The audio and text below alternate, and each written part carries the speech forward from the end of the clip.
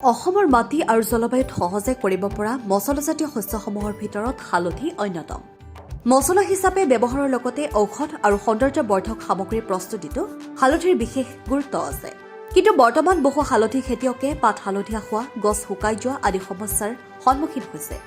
এই সমস্যাৰ মূল কাৰণ হ'ব পাৰে বিভিন্ন কীট-পতংগ আৰু ৰোগ। হালধি খেতি সুৰক্ষিত ৰাখিবলৈ কৃষকে এইসমূহ নিয়ন্ত্ৰণ ব্যৱস্থা গ্ৰহণ কৰিব পাৰে। মজা খোৱা পোকৰ আক্ৰমণ। এই পোকে হালধিৰ বাঢ়ি অহা কাণ্ড অংশ খাই ক্ষতি কৰে, ফলত গছ হালধীয়া হৈ পৰে আৰু মাজৰ কোষ শুকাবলৈ আৰম্ভ কৰে। নিয়ন্ত্ৰণ ব্যৱস্থা: ৰোগৰ 5 মিলিলিটাৰ পানীত মিহলাই সেই মিশ্ৰণ গছত প্ৰয়োগ কৰিব লাগে।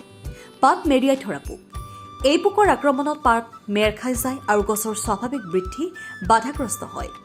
নিয়ন্ত্ৰণ ব্যৱস্থা: ডাইবেক্ৰন 6 মিলিলিটাৰ প্ৰতি 10 লিটাৰ পানীত মিহলাই স্প্ৰে কৰিব লাগে।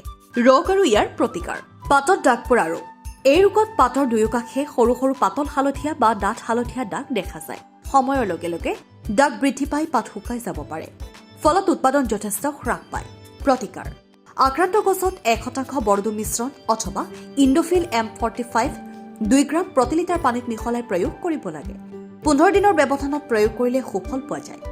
ৰাইজম পচা ৰোগ: এই ৰোগ প্ৰথমে মাটিৰ তলত ৰাইজম অংশত দেখা দিয়ে। ৰাইজম গেলিবলৈ আৰম্ভ কৰাৰ পিছত ওপৰৰ পাত হালধীয়া হৈ গছ শুকাই যায়। প্ৰতিকাৰ: হালধি খেতিত পানী জমা নোহোৱাৰ ব্যৱস্থা কৰিব লাগে।